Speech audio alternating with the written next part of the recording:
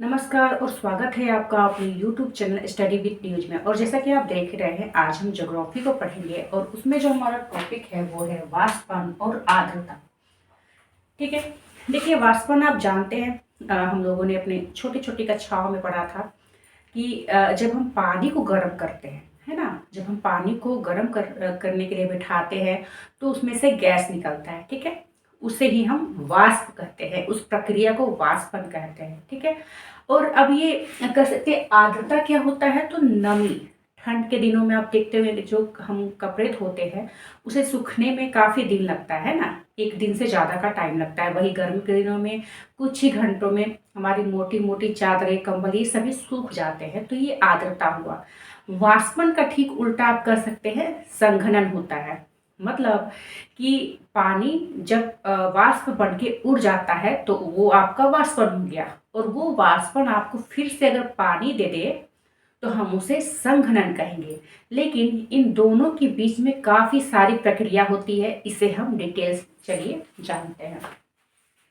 देखिए, हवा के एक बहुत बड़े समूह को हवा के एक बहुत बड़े समूह को हम क्या कहते हैं, एयर मास या वायु राशि वायु राशि कहते हैं। ठीक है, और हर एयर मास का जो टेम्परेचर होता है ना वो अलग अलग होता है।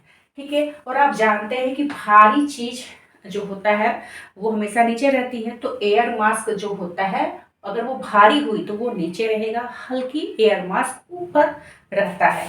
ठीक है, अब ये वाताग्र क्या है, तो वायु राशि के अगले भाग को, फ्रंट पोर्शन को हम कहेंगे वाताग्र। और ये चक्रवात का सूचक होता है, किसका, चक्रवात का। और हम लोगों ने अपने पिछले वीडियो में चक्रवात को काफी अच्छी तरीके से पढ़ लिया है। ठीक है, तो इसके जो फर्स्ट कह सकते हैं फ्रंट साइड जो होता है वो चक्रवात का सूचक होता है, किसका, वाताग्र। इसे वाताग्र कहेंगे। ठीक है, अब ये वाष्पीकरण क्या है, तो मैंने आपको समझाया। वायु में उपस्थित जल की मात्रा को जब भाप हम उसे गर्म करते हैं तो वो भाप बन के जब उड़ जाती है तो हम उसे वाष्पीकरण कहते हैं।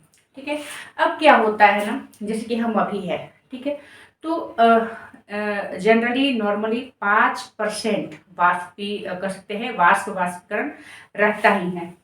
ठीक है, लेकिन जब आप एसी का यूज करते हैं ना, एयर कंडीशन का यूज जब आप करते हैं तो 60% ये बढ़ जाता है। ठीक है, अब देखिए ये आर्द्रता सामर्थ्य किसे कहते हैं, तो वाष्प की सोखने की क्षमता। ठीक है, कि वो कितना वाष्प को सोख सकता है। ठीक है, उसे हम कहेंगे आर्द्रता सामर्थ्य। अगर आप एक रूम में पानी को कह सकते हैं गर्म करेंगे, दरवाजा वगैरह बंद कर दें तो ये सूखते जाएगा और एक समय आएगा जब ये अपने सामर्थ्य को खत्म कर देगा। लेकिन ये वायुमंडल है, खुली हवा, खुली छत है, तो इसका कोई सीमा नहीं होता है। अब ये संतृप्त वायु किसे कहते हैं, तो वायु में जब वाष्प सोखने की क्षमता जो है वो खत्म हो जाती है, मतलब वो संतृप्त हो जाता है, इससे ज्यादा वो अब वाष्पीकरण नहीं करेगा, तो हम इसे कहेंगे संतृप्त वायु। ठीक है, अब देखिए हम लोगों ने पढ़ा था अपने पिछले पार्ट में कि 165 डिग्री मीटर जो है आप ऊंचाई पर जाएंगे तो -1 डिग्री सेल्सियस की गिरावट आती है। इसका मतलब हुआ कि जैसे आप ऊपर जाएंगे वहां पर ठंड रहेगी, और जैसे आप नीचे जाएंगे वहां आपको गर्मी का महसूस होगा। संतृप्त वायु में ही कोहरा कुहासा ये सभी आता है। कोहरा कुहासा क्या होता है, ठंड के दिनों में आप देखते होंगे जब सुबह का टाइम होता है तो कोहरा होता है। ठीक है, ये काफी संघनन काफी घना होता है ना, इसमें दुर्घटना वगैरह ज्यादा होता है। कुहासा जो होता है कर सकते हैं कि 8 से 9 का टाइम होता है, मतलब ये थोड़ा सा आप इसमें दूर की चीज को देख सकते हैं, गाड़ी वगैरह आप थोड़ा आराम से चला सकते हैं।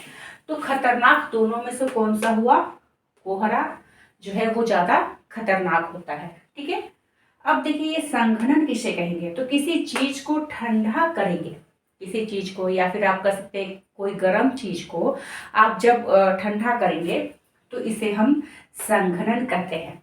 जैसे कि ओस, पाला, जैसे आप जानते हैं कि ठंड के मौसम में ना कहते हैं कि ओस गिरी है। सब्जी खेत में क्या होता है, हम लोगों ने, अगर आप सब्जी उगाते हैं, किसान को आपने देखा होगा, तो कहते हैं कि सब्जियों में पाला हो गया। क्या होता है कि ऊपर से ठंड के कारण अ, बूंद होती है, कह सकते हैं हल्का कुहासा कोहरा होता है। तो सुबह के टाइम पे आप देखेंगे कि सब्जियों पर, पत्तियों पर पानी के बूंद रहते हैं। कभी कभी ये क्या होता है, ये छोटे छोटे जो बूंद होते हैं ना, वो बर्फ बन जाते हैं, जिसके कारण कहते हैं कि ये क्या कहते हैं हम, पाला, सब्जियों में पाला हो गया।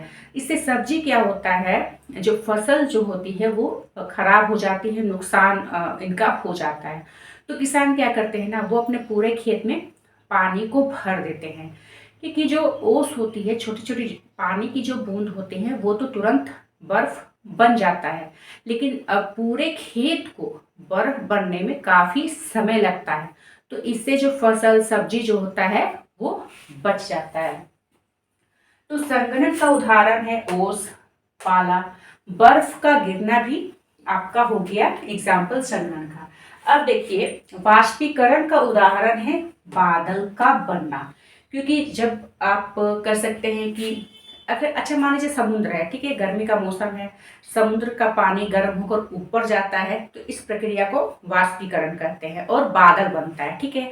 अब वो बादल से जब बारिश होता है, ठीक है, वर्षा होती है, तो ये हो गया संघनन का उदाहरण, ठीक है, संघनन का उदाहरण।